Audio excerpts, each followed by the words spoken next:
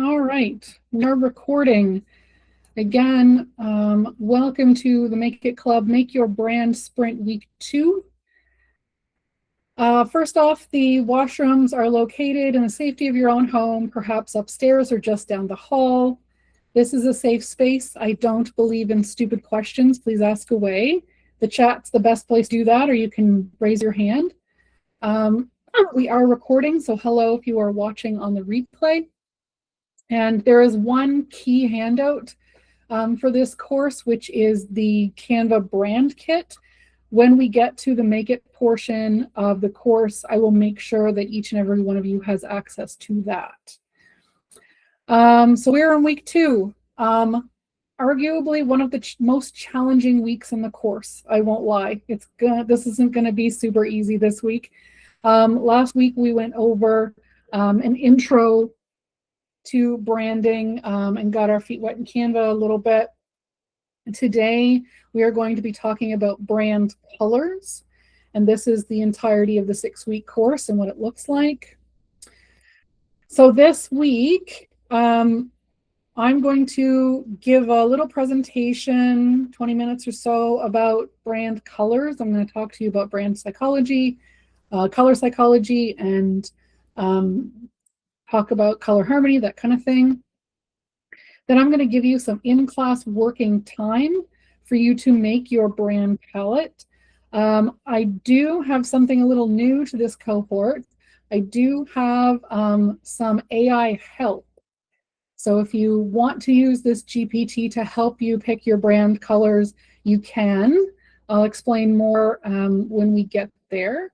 And then after you have this time in class, I am available to give you feedback on your direct work. So this format of the course is going to be very similar every week, where I give a presentation, you have time to work on your task in class, and then I can give you feedback. So because on paper, we have a large group of 10 people. So I wanted to make the class a little bit longer so you'd have a few extra minutes for the Make It time, and then I wanted to make sure I got through to everybody who wanted feedback. So the class is technically scheduled till 3 o'clock.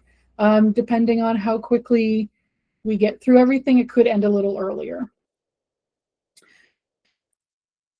Does anybody have any questions about the format of the course or this week before I dive into the presentation?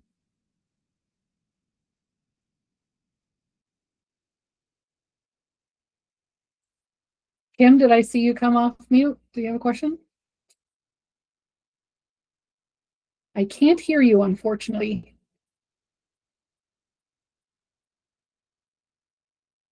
Yeah, you're on mute now.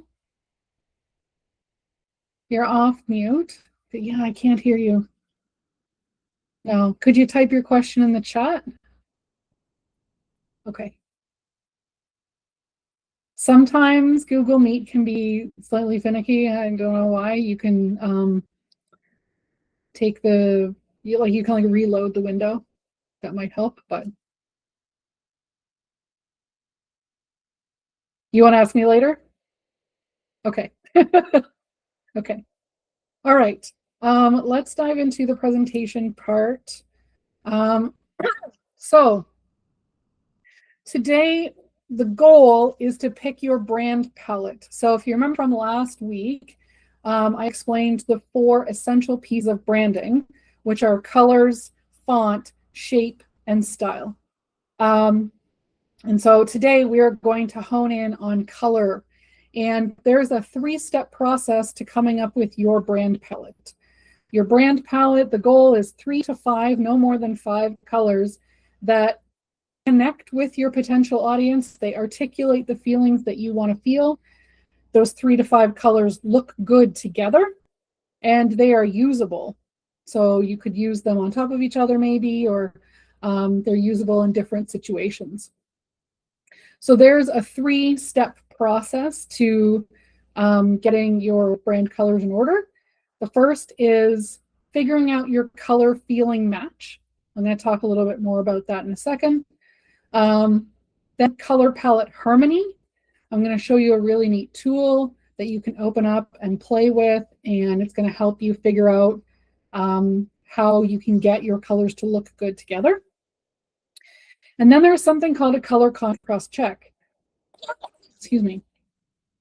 We want to make sure that our brand colors are accessible and usable, and we're going to use the WCAG accessibility standard for this, and I'll show you how you can check one color against another for appropriate contrast.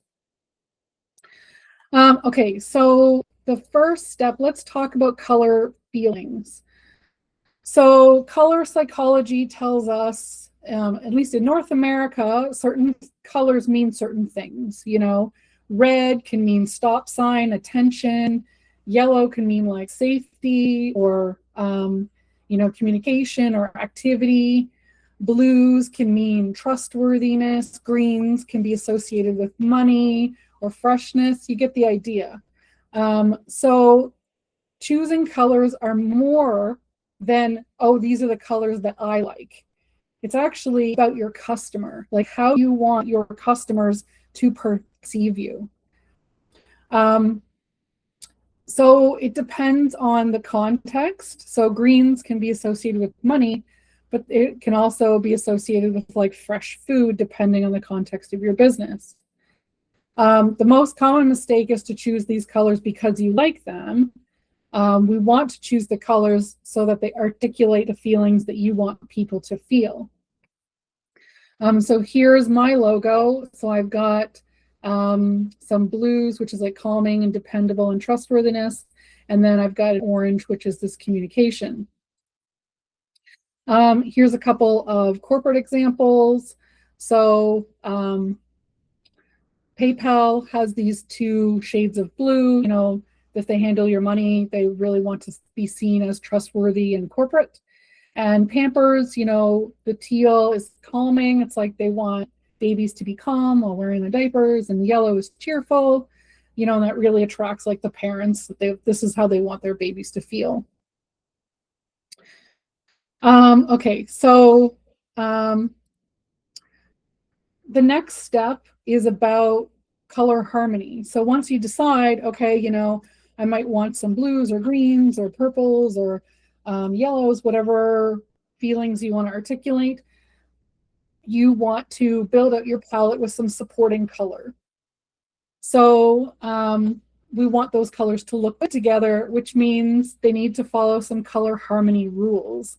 So I don't know if most of you remember in elementary school, probably, you had a color wheel and you might have learned about complementary colors. It means like they were across from each other on the color wheel. There are 4 main rules, and complementary is one of them, that help us understand colors' places on the wheel and like why they look good together. So the first one is this Pampers, which is analogous. So you have the green and the yellow that are next to each other on the color wheel. It's called analogous, and this is why they get along. There's something called triadic, which is like 3 equally spaced colors on the color wheel. Then there's complementary, which are across from each other.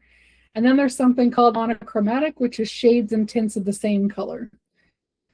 So when we think about pulling our color palette together, we want the colors to follow one of these rules. And you might be thinking, whoa, whoa, whoa, Amy, how am I going to do that? That sounds like a really big task.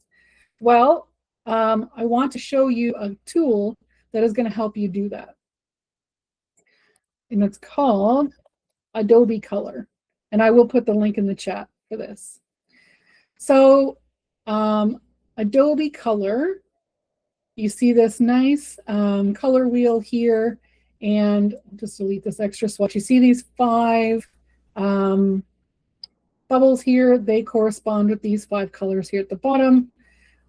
If you want to change up the colors, you know, you can look at these little dials. You can pick the different tints. You know, once you pick, let's say you're like, you know what, I want to be blue. Blue, this is my base color with this little triangle. And this is blue. That's the color that I want. I need some colors to go with it. On the left-hand side here, you can try out some different rules. So if I change to analogous, you'll see the shape of the color wheel is next to, and then like here are the colors.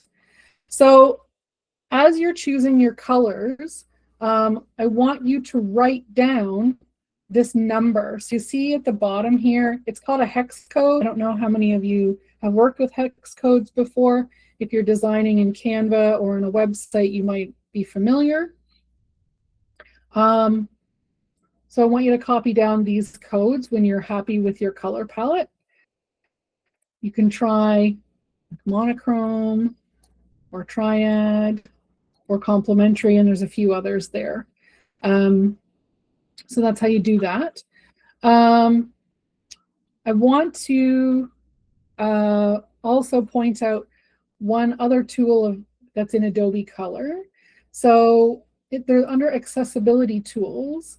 You can look at the contrast of one color to another.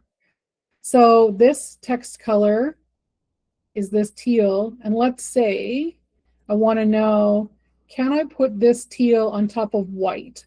Well, I see here at the bottom, pass, pass, pass. Yes, it's a pass. Great. Does it work on black? Ooh, no, it doesn't. There's not enough contrast there. So this is the tool that we're going to use to pick out our colors. And I have in your brand guide, which I'm going to go over again in a minute, a place for you to record whether or not you can put these colors on top of each other. This color contrast check is a bit tedious. There is a ChatGPT that I programmed to help. It's still in testing, so we'll see if it works for you and if it's accurate for you, but it's available as well. So let's go to our brand guide. So I will share a template link again. So if this is your first week, or if you haven't accessed this yet, this brand kit is what we are going to use to create our brand in Canva. So we've got our title page here. We've got the pre-work from last week's class. This is where we're eventually going to put our logos. And then we're starting with color. So this is essentially where you're going to record your colors here when you're finished. So if you click on that Canva link, it will invite you to make a copy of this Canva file, and you can open it up and it's yours. Don't worry, like you won't change anything that I've done. It's just your copy, and can start to fill it in. You'll see here that on page 5, there is, excuse me, frog in my throat today.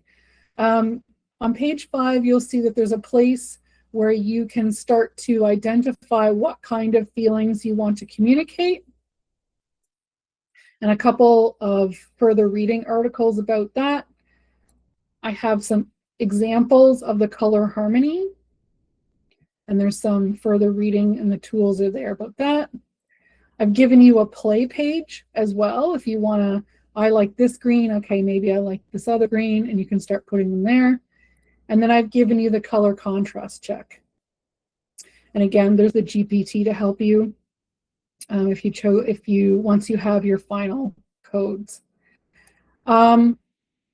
This is a lot. This is a big step. Hopefully the 3-step process that I've given you helps you on your way. Start with identifying the feelings, then start to narrow it down to that palette of 3 to 5 colors, and make sure that they go well together using the color harmony rules, and then check them for contrast. So that is your task for the next, I would say, 40 minutes or so. Have a look through the Canva document.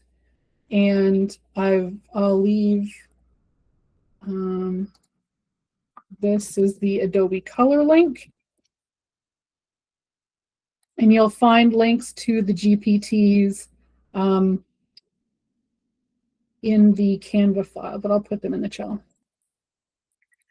Does anybody have any questions?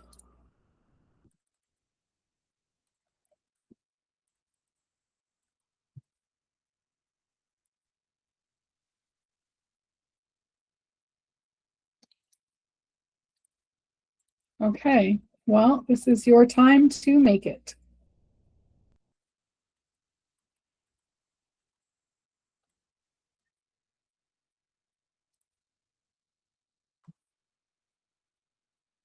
I'm here to answer any questions as you go along.